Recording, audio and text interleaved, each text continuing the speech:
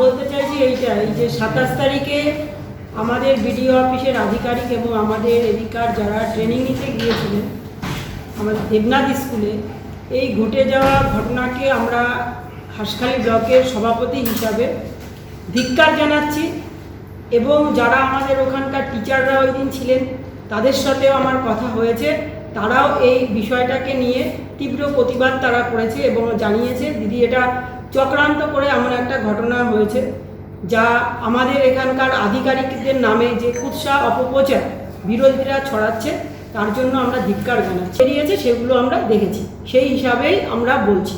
তা 3 সেকেন্ডের ঘটে যাওয়া এই ঘটনাকে যে চক্রান্ত করে এইভাবে তারা একটা রাজনৈতিক দলে ঠেলে নিয়ে গেল, তারা নিজেরা বলল যে এটা আমাদের যারা মানে আধিকারিকরা আছেন সব নাকি তৃণমূলের ক্যাডার, কিন্তু আমি আপনাদের কাছে বলতে চাইছি রানাঘাটের দেবনাথ ইনস্টিটিউট ফর বয়েজ স্কুলে ভোট প্রশিক্ষণ কেন্দ্রকে ঘিরে শিক্ষক হেনস্থার ঘটনায় নতুন মোড়।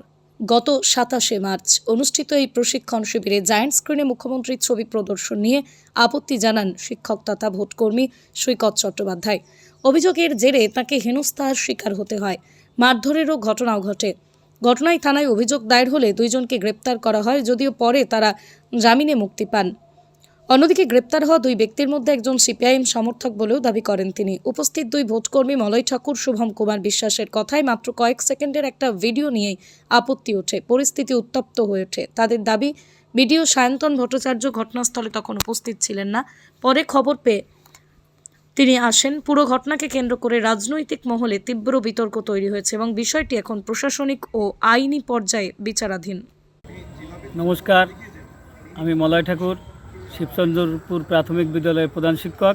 আচ্ছা, 27 তারিখে দেবনাথ স্কুলে আমারও ট্রেনিং ছিল। যে ঘটনাটা ঘটেছেন আপনারা দেখেছেন। ওখানে আমরা যাই 10টা নাগাদ এবং 10টা 10-15 নাগাদ একটা ভিডিও ফুটেজ ভুলক্রমে চলে আসে মমতা ব্যানার্জির উন্নয়নমূলক জগন্নাথ মন্দিরের ঘটনা। সঙ্গে সঙ্গে সৈকতবাবু প্রতিবাদ করেন এবং সেটাকে সরিয়ে নেওয়া হয়। সরিয়ে নেওয়ার পরেও তার কাছে ক্ষমা চাওয়া হয়, কিন্তু তিনি কোনো ক্রমেই ক্ষমা করতে রাজি হন না। বিডিও এবং অন্যান্য আধিকারিকরাও ক্ষমা চান, কিন্তু কোনো মতেই তিনি শুনতে চান না। আজকে নির্বাচন চালু হয়ে গেছে, নির্বাচন বিধি লঙ্ঘন হয়েছে এটা বিশ্বাস করে ছবি দেখায়, কিন্তু সেটা হচ্ছে কাম্য নয়। কিন্তু সৈকতবাবু যেটা করলেন উদ্দেশ্য প্রণোদিতভাবে উনি ঘটনাটাকে অন্যভাবে মোড় নিয়ে বৃহৎ আন্দোলনের জায়গায় নিয়ে, এবং আজকে যে উনি আহত হয়েছেন এটা আমরা শিক্ষক হিসেবে মর্মাহত। এই আহতটা আমাদের কাম্য নয়, কিন্তু এই আহতটা কোনো আধিকারিক করেননি। এই যে নাজিমউদ্দিন বাবু, মানসবাবু, এনাদের যে অভিযোগ করা হয়েছে আমরা দীর্ঘদিন তাদের দেখেছি, অত্যন্ত নিরীহ লোক, এবং এই ঘটনা তারা ঘটেননি। হয়তো কোনো কারণে উনি হোঁচট খেয়ে পড়ে যেতে পারেন, ওনার চশমা ছিল, ধাক্কা দেখিতে চশমা লেগেও কেটে যেতে পারে, কিন্তু আমাদের কোনো আধিকারিক ওনার গায়ে হাত তোলেনি। তাহলে আজকে সৈকতবাবু আপনি নির্বাচন বিধির কথা বলছেন, তা আপনি যেটা করে ট্রেনিংটাকে বন্ধ করে দিলেন এটাও তো নির্বাচন বিধিটাকে লঙ্ঘন করলেন। এটা কি নির্বাচন বিধিটা লঙ্ঘন হয়নি? এই প্রশ্নটা আমাদের। আর আমাদের আজকে বড় প্রশ্ন যে সৈকতবাবুকে মেরেছে সেই ভিডিও ফুটেজটা কোথায়? এত ভিডিও ফুটেজটা রয়েছে, সেই ভিডিও ফুটেজটা কোথায়? সত্য উদ্ঘাটন হোক, এর তীব্র প্রতিবাদ করছি। আধিকারিকদের বিরুদ্ধে যে অন্যায় করা হয়েছে এরও তীব্র ধিক্কার জানাই, এবং মুহূর্তে ওই জায়গাটায় পরিণত হয়ে গেল বহিরাগতদের দ্বারা। এত বহিরাগত কোথা থেকে আসলো? আমার যেটা বিশ্বাস এটা প্রি প্ল্যানিং ঘটনা। সৈকতবাবু কোন স্কুলের টিচার ছিলেন এবং কী দায়িত্বে আছেন জানেন কি? উনি প্রাইমারি স্কুলের টিচার, ওনার চাকদা বাড়ি। স্কুলের নামটা আমার মনে নেই, স্কুলের নামটা শুনেছিলাম, ওটা আমার।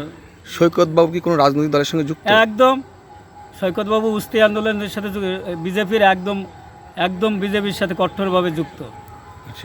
তাহলে আজকে তুমি যেটা বলছেন সৈকতবাবু যে নির্বাচন বিধি যখন এসেছে সেখানে কোনো রাজনৈতিক ইস্যু আসবে না, তাহলে আজকে রাজনৈতিক ইস্যুটাকেই তো সেই চরিতার্থ করলো সৈকতবাবু। এবং সৈকতবাবু বলতে পারে না, ওনার বক্তব্যের মধ্যে রয়েছে যে নির্বাচন বন্ধ করে দেওয়া হোক, এই ধরনের বক্তব্য উনি করেছেন উনি। এবং ভিডিওকে যা ইচ্ছে তাই গালাগালি করছিল ভিডিও, এবং নাজিমবাবুকে, মানসবাবুকে এমনকি কিল মারতে গিয়েছিল। মানসবাবু সরে না গেলে মানসবাবুর নাকটা ফেটে যেত। আজকে তো রাজনৈতিক উদ্দেশ্য চরিতার্থ করতে গিয়েছেন সৈকতবাবু, এবং সেটাকেই উনি আজকে সে আন্দোলন কিন্তু ওখানে তো শুধু সৈকত বাবু নয়, তার পাশে তো একাধিক কর্মীরাও, তারাও তো অভিযোগ করছিলেন। করেছিল সবই ওই সৈকতবাবুর সহকর্মী যারা উস্তি করে, সেই উস্তির মাস্টারমশাইরা। আজকে নাজিমবাবুর পাশে যারা থাকতেন তারাই এই আন্দোলনের সাথে দেখলাম যুক্ত আচ্ছা, হয়ে। এই যে আপনি এখন বলছেন, তাহলে কেন তখন আপনারা তার সঠিকটা বলতে চাননি বা প্রতিবাদ করেন? আমরা প্রতিবাদ করতে গিয়েছিলাম, যখন প্রতিবাদ করতে গেলাম দেখলাম রানাঘাটের পূর্ব বহিরাগত লোক এবং বিভিন্ন যে অন্য ধরনের লোকগুলো সেখানে ভরে গেল। সেই কারণে আমরা ওখানে প্রতিবাদটা ওই আজকের ঘটনার করতে পারিনি এবং আমরা বিভিন্ন জায়গায় সেই প্রতিবাদটা করেছি। আপনার নাম? আমার নাম মলয় ঠাকুর, কোন স্কুলের? শিবচন্দ্রপুর জিএসএফ প্রাথমিক বিদ্যালয়ের প্রধান শিক্ষক, বগুলা কুটিপাড়া বাড়ি আমার।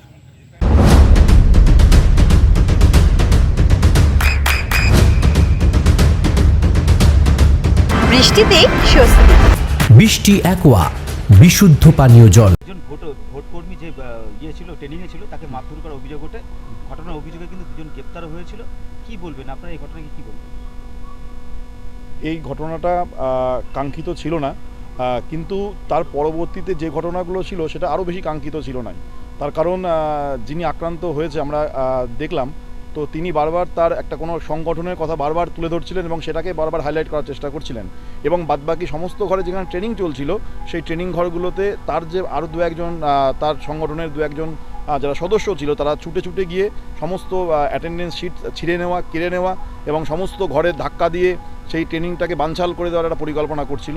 এবং আমরা তাদেরকে বারবার একটা কথাই বলতে চাই যে ফুটেজটা নিয়ে তারা মেন দাবি, সেই ফুটেজটা কিন্তু বন্ধ করা হয়েছিল মাত্র 3 সেকেন্ডের পরেই।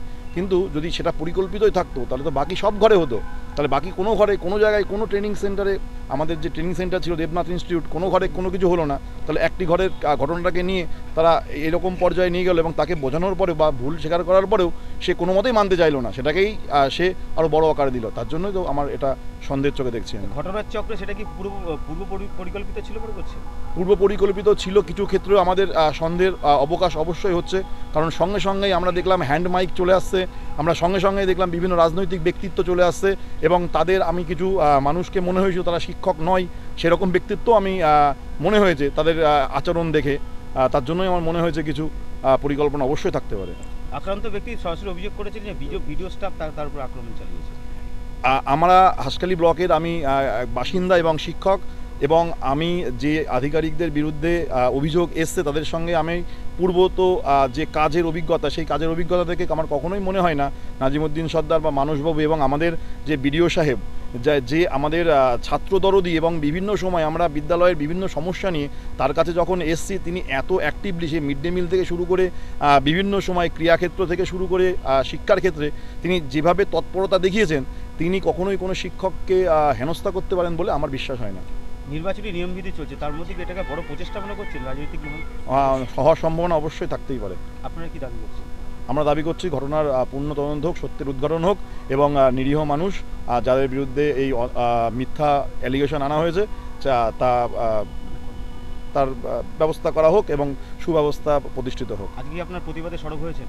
একদম। আমরা এরকম যখন 72 ঘন্টা অতিক্রান্তর পরে বিভিন্ন প্রেস মিডিয়া এবং যে সোশ্যাল মিডিয়া যখন আমরা দেখছি একতরফা প্রচার চলছে এবং যখন আমরা সেই ঘটনার সাক্ষী ছিলাম, আমরা সেদিন ওখানে প্রেজেন্ট ছিলাম, আমাদের ট্রেনিং ছিল, তখন আমাদের মনে হয়েছে কোথাও একটা আওয়াজ তোলা দরকার, কারণ না হলে সমস্ত কথাগুলো একতরফাই হচ্ছে এবং তার জন্যই আমাদের আওয়াজ তোলা এবং তার জন্যই আজকে আমাদের এই সামিল হওয়া। আপনার নাম পরিচয়? আমার নাম শোভন কুমার বিশ্বাস, আমি পেশায় প্রধান শিক্ষক, প্রাথমিক বিদ্যালয়।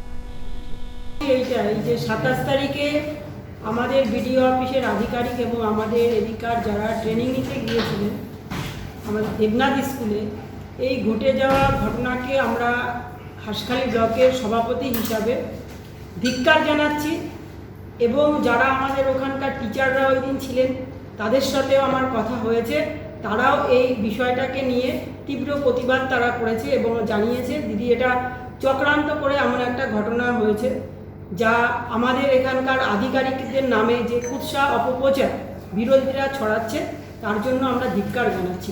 সৈকত চক্রবর্তী নিজেই তিনি জানাচ্ছেন তাকে বিডিও অফিসের স্টাফ তাকে মারধর করেছে এবং নির্বাচনী নিয়মবিধি উল্লঙ্ঘন করে তার উপর আক্রমণ করা হয়েছে। দেখুন, আমার কাছে যে খবরটা আছে যে ওখানে 16-17টা ঘরে ট্রেনিং হচ্ছিল, তো আমাদের এখানে একটা ঘরে যেখানে সৈকতবাবু ছিলেন হয়তো ওই ঘরে, কারণ আমি যেহেতু ছিলাম না সেই কারণে আমাকে বলতে হচ্ছে যে ট্রেনিং শুরুর আগে তখনও আধিকারিকরা সেখানে গিয়ে পৌঁছয়নি, যারা ট্রেনিং দেবেন তারা সেখানে গিয়ে পৌঁছয়নি, এবং চেক করার সময় 3 সেকেন্ড মাত্র এই ঘটনাটা ঘটেছে।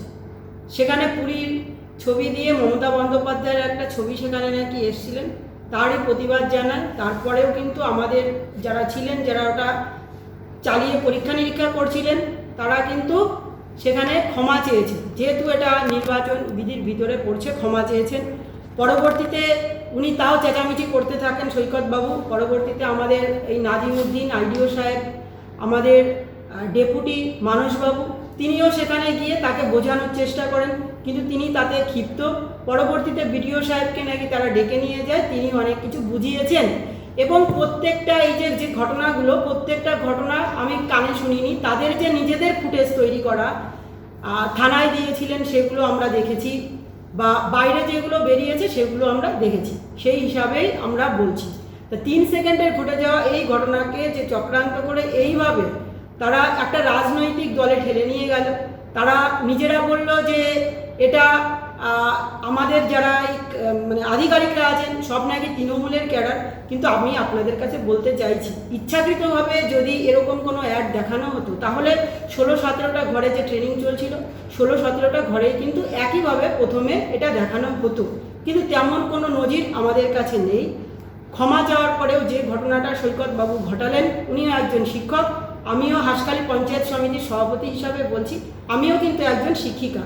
আমার হাঁসখালি ব্লকের ঘটনা, আমার ব্লকের আধিকারিকদের নিয়ে এমন ঘটনা ঘটেছে, তার জন্য আমিও লজ্জিত বিষয়টাকে নিয়ে, যে আমার আধিকারিকরা যারা আছেন, যারা রাত দিন আমাদের সেবা শুশ্রূষা করছেন, এখানে একদম টোটালভাবে যা সরকারি কাজ আছে সবাইকে সমস্ত জায়গায় রেখে রাজনৈতিক এবং ধর্ম বর্ণের ঊর্ধ্বে যারা কাজ করছেন, তাদেরকে এইভাবে যে অপমান হতে হলো, তাদেরকে যেভাবে মানে পুলিশ অ্যারেস্ট করেছে আপনারা জানেন, তারপর তাদের জামিন দেওয়া হয়েছে তার পরবর্তীতে, কারণ যেহেতু মিথ্যা ছিল, পুলিশের কাছেও কোনো এভিডেন্স নেই, এবং আমাদের কোর্টের কাছেও কোনো এভিডেন্স নেই যে তাকে লাঠি দিয়ে বা পাইপ দিয়ে মারা হয়েছিল। হতে পারে যদি কোনো ঘটনা হয়ে থাকে, তার চশমায় লাগতে পারে, সে পড়ে যেতে পারে, কিন্তু আমরা বলতে চাইছি এখান থেকে যে সেই ফুটেজটা কোথায়? এত ফুটেজ পাওয়া গেল, তার মারার কোনো ফুটেজ পাওয়া গেল না, এবং সে যেভাবে, যদি তাকে খুব বিশালভাবে মারা হয়, সে তার যেভাবে লম্ফজম্প আমরা দেখছি, তাতে আমরাও শিক্ষক হিসাবে আমরাও নিজেরা লজ্জিত বিষয়টাকে নিয়ে। আমরা রাজনৈতিকের ঊর্ধ্বে উঠেই বলছি, যিনি এই চালিয়েছিলেন, তিনি আমাদের এখানকারই, আমাদের এই বিডিও অফিসের বুথেই তিনি বসবাস করেন, তিনি একজন, যদি রাজনৈতিকভাবে বলেন, তিনি কিন্তু একজন বিজেপি কর্মী। আমাদের মানসবাবু যিনি আছেন, তিনি কিন্তু একজন সিপিএমের ভালো সংগঠক। তো সেখানে দাঁড়িয়ে আমরা দেখলাম সিপিএমেরও অনেক লিডার, তারা গিয়েও লম্ফজম্প করলো। ওরা কি রাজনীতি করবে বলুন না? ওরা নিজেদের লোক কারা, তাদেরকেই এরা চেনে। তাহলে এখানে একটা প্রশ্ন হচ্ছে, রাজনৈতিক চরিতার্থে কি পূর্ব পরিকল্পিত এটা একটা? একদম, আমার এটা মনে হয়েছে। দেখুন, আমাকে সব শিক্ষকরা এসে যা বলেছে যে দিদি অল্প একটু টাইমের মধ্যে আমাদের শিক্ষক না, বাইরের লোকজন সমস্ত কিছু চলে এলো। হতে পারতো যে ওই ঘরে ধরুন এই একটা মানে শুরু হয়েছিল, ঘটনাটা তো 3 সেকেন্ডে, তারপরেই তারা সরিয়ে দিয়েছে। কিন্তু এটাকে কেন্দ্র করে অন্যান্য যে ঘরে, সেই ঘরের তার ছিঁড়ে ফেলা হয়েছে, সেই ঘরের এখান থেকে যারা গেছিলেন, এখান থেকেও 4 জন শিক্ষক আছেন, তাদের নামও আমরা সম্পূর্ণভাবে জানি, কিন্তু তাদের উদ্দেশ্যে আমরা বলতে চাইছি যে তারা কিন্তু নাজিমবাবুর ঘরে গিয়ে বেশি বসে থাকতেন, এবং নাজিমবাবুর আতিথেয়তা এরা বেশি করে নিত, এবং আমরা দেখেছি নাজিমবাবুর ঘরে বসে তাদের মুড়ি খেতে। তো যে মানুষগুলো এইভাবে প্রত্যেকের সঙ্গে মেশে, তারাও এই চক্রান্তের সঙ্গে সামিল হয়েছে। 6-7 জন টিচার মিলে যারা বিজেপি করেন, আপনারাও জানেন সৈকতবাবু কোন রাজনৈতিক দল করেন, এবং আপনারাও ওনাকে কোথায় কোথায় দেখেছেন। আর এটা হতে পারতো যে সেদিন যদি আমরা যেটা মনে করছি যে নিছক একটা চক্রান্তের ঘটনা, নইলে তারা বলতো যে কোনো অব্যবস্থার মধ্যে দিয়ে ট্রেনিংটা হচ্ছে, এটাও তারা বলতে পারতো। ঘটনা যে ওরা ওই দিন ঘটাবে, সেটা একদম চক্রান্ত করেই ঘটনা হয়েছে। আমরা পদক্ষেপ নিয়েছে আমাদের আধিকারিকরা, তারাও আমরা যাদের দেখেছি ফুটেজে, যাদেরকে দেখেছি, যারা তার ছিঁড়েছে, বিভিন্ন ঘরের তার ছিঁড়েছে, যারা ট্রেনিং ওই দিন বানচাল করেছে, যারা আমাদের আধিকারিকদের অপমান করেছে, অপদস্থ করেছে, আধিকারিকদের জামা ধরে টেনেছে, তাদের বিরুদ্ধে আমাদের যিনি ওই ঘরের ওই ট্রেনিং সেন্টারের যিনি দেখভাল করছিলেন তিনি তার মতন তাদের ছবি সহকারে কমপ্লেন করেছিলেন এবং আমাদের আধিকারিক দুজনকে আমরা কোর্ট থেকে তাদেরকে ছাড়িয়ে নিয়ে আসা হয়েছে। আমি সভাপতি হাসখালী পঞ্চায়েত সমিতি শিল্পী। আপনার সন্তানের উজ্জ্বল ভবিষ্যতের সঠিক দিশা JRS public school. JRS public school, যেখানে শিক্ষা এবং আনন্দ একসাথে। JRS Public School has an excellent team of teachers for the holistic development of your child. আপনার সন্তানের উজ্জ্বল ভবিষ্যতের একমাত্র ঠিকানা JRS Public School। আপনি কোথায় ইনভেস্ট করবেন, কেন করবেন, বুঝতে পারছেন না তো? সঠিক গাইডলাইন পেতে আজই আসুন নদিয়ার চাকদাতে নিবেদিতা প্রাইভেট লিমিটেডে। Nivedita private limited, marketing and distribution service. Balcony বা সিঁড়ির রেলিং, মডিউলার কিচেন বা ড্রয়িং রুম, এক কথায় আপনার স্বপ্নের বাড়িকে করে তুলুন আরো সুন্দর। Chakdah ply centre, gorgeous look বা কোয়ালিটি সবেতেই number 1। Chakdah ply centre, Chakdah ply centre, KBM Chakdah Nadia. হোমওয়ার্কটা করেছো? হ্যাঁ স্যার। এ বাবা, ভুল করেছো কেন? চোখে কেমন ঝাপসা দেখছি, লিখতে আর পড়তে খুব সমস্যা হচ্ছে। চাকদার মডার্ন অপটিক্স থেকে ভালো চোখের ডাক্তার দেখিয়ে নাও। প্রতিদিন প্রকৃত চোখের ডাক্তার ও দৃষ্টি বিশেষজ্ঞ মডার্ন অপটিক্স চাকদহে। চাকদা অ্যালুমিনিয়াম সেন্টার, প্লাই, কাঁচ, laminates, kitchen fittings, door lock, window ও অ্যালুমিনিয়ামের খুচরো ও পাইকারি বিক্রেতা। Chakdah aluminium centre, Purbalalpur 50 number রেলগেটের পাশে, চাকদা নদিয়া। নদিয়া জেলার সব থেকে বড় বিল্ডার্স চাকদার মা মনসা বিল্ডার্স, রড ও সিমেন্টের পাইকারি ও খুচরো বিক্রেতা। মা মনসা বিল্ডার্স, পদ্মবিলা, চাকদা নদিয়া। মাত্র 1500 টাকা থেকে স্টার খাওয়া দাওয়া, রিজনেবল প্রাইস। নদিয়ার একমাত্র 3 স্টার ক্যাটাগরি হোটেল NB সোনার বাংলা হোটেল, কল্যাণী এইমস এর ঠিক উল্টো দিকে, কল্যাণী নদিয়া। নদিয়ার একমাত্র অথরাইজড ডিস্ট্রিবিউটর ঘোষ কমিউনিকেশন, থানার মোড়,